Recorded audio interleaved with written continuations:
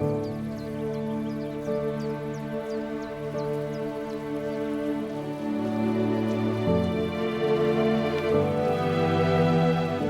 on, Alex. Coming! I wish I could go walking with you every day, Grandpa. Yeah, it's been a very nice day. We've seen lots of different things, haven't we? Yeah. Oh, steady up. Be quiet. Can you see over there? What? On that grassy, sandy bank over there. Oh, yeah, cool. A rabbit. Can we take it home? No, I'm afraid we can't, Alex. You see, this is its home. Where? Oh, everywhere. You know, rabbits weren't always free to run about like this. But I'll tell you what, we'll go through those trees because there's something on the other side I think you should see. Cool. Come on, let's go.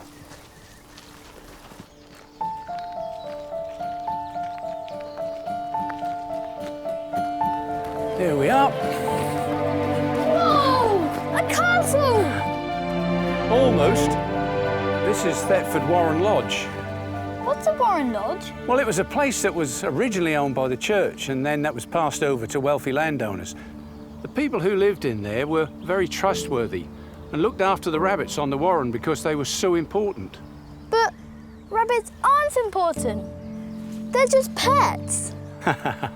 Yeah, well, hundreds of years ago they were very, very special and not everyone could have them. Of course, the whole of the Brecks were very different back then. There weren't even any of these trees. Really?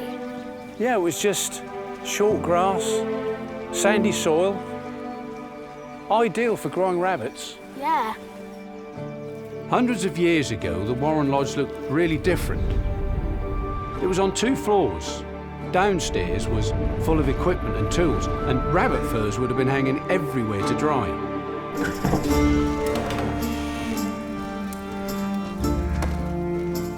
The windows were so small it would have been really dark inside, and they would have to work by candlelight to see what they were doing.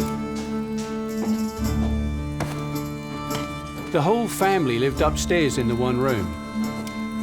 At the heart of the room there was a big fireplace which was used to keep the lodge warm. Oh, and to cook the family meals. They lived there all year round, and it was their job to work the land. They had to maintain the warren banks, and of course, also take care of the rabbits. You know, catching them was a very skilled job. They would use snares to get them. They would even use specially trained animals, like lurcher dogs and ferrets, to flush the rabbits from their burrows and drive them into their nets. The warrener would bring the rabbits back to the lodge, where the fur would be removed and the meat would be prepared. The family took what they needed to survive, and the rest of the meat and furs would be bundled up, ready to be sold. You see, gradually, the demand for rabbit fur grew. They went from selling a few rabbits here and there to selling hundreds at a time. They would even transport the furs as far as London. They traded more and more, and large sums of money became involved, and rabbit warrening became a huge industry in the Brecks. In fact, they became so valuable over time that up until the 17th century, even kings and queens wanted to dress in clothes decorated with rabbit furs. Have you heard of Henry VIII? He was one of England's most famous kings. You know, his first wife, Catherine of Aragon, requested rabbit furs from this very warren to be sewn into her royal gowns. The monks at the local priory even presented the Queen with the gown on her visit to Thetford. As the industry grew, so did the warren. The problem is, the more valuable something becomes, the more you have to protect it. You see, back then, only the most trusted people would be employed to work at the warren. But there were plenty of people who wanted to steal the rabbits to earn a bit of money and to feed their families. So the warren had to be fortified. Armed guards were employed to protect the warren and patrol the land. People would sometimes raid the warren. They would try to steal the rabbits. They were called poachers. They would have their own equipment and use their own nets and snares. Sometimes they would even work in organised gangs. They would arm themselves with all sorts of weapons.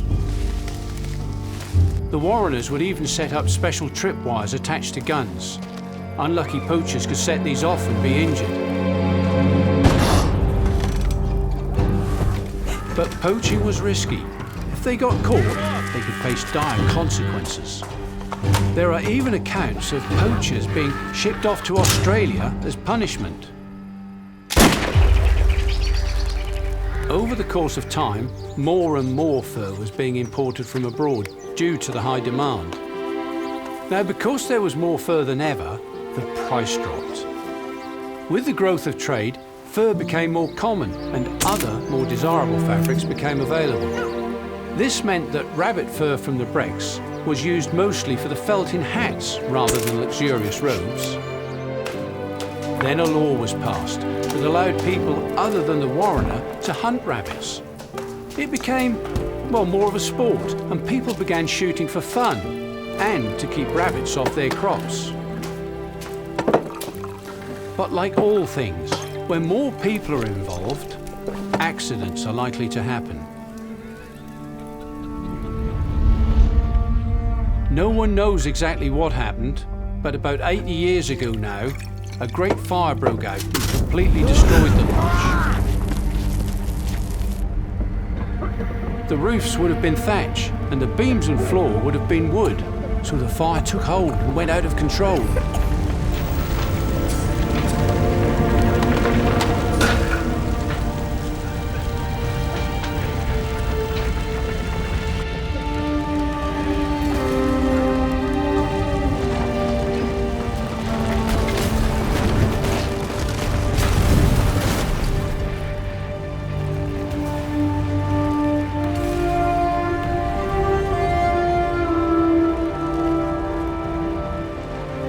It destroyed the lodge, and the family were forced to flee.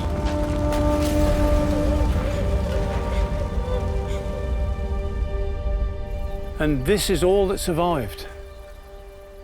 Funny, really. All that history gone in a flash and forgotten.